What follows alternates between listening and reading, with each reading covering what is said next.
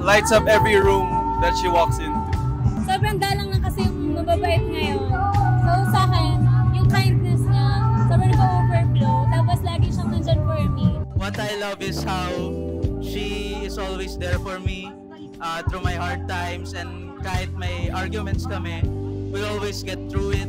February 14 would be our first Valentine's together. I have plans talaga. So I hope she appreciates it. Sobrang ganda niya, sobrang bait. Mahal ko siya, ganda. Sobrang devoted siya sa craft niya, and grabe yung burning passion niya talaga sa pagkanta, and I'm very very proud of him in that. Tapos pag sa amin naman, sobrang spoiled ko. Ang arte-arte ko kasi, pero lagi niya akong pinagbibigyan, tsaka pinaprioritize. Ngiti niya, hindi. Siguro yung pagmamahal din niya sa akin. Nanadala ko.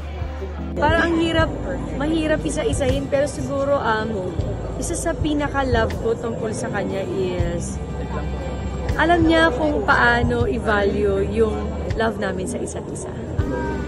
There's nothing more beautiful than having a partner who's beautiful and cute, fun, playful, smart, intelligent. We can be doing nothing at all, and it's just as much fun as a planned vacation. So she's all of that rolled up into one. Siguro yung pagiging supportive niya sa akin sa lahat ng ginagawa ko. And yung all effort siya and all in siya talaga sa lahat ng gagawin ko na ikasasaya ko.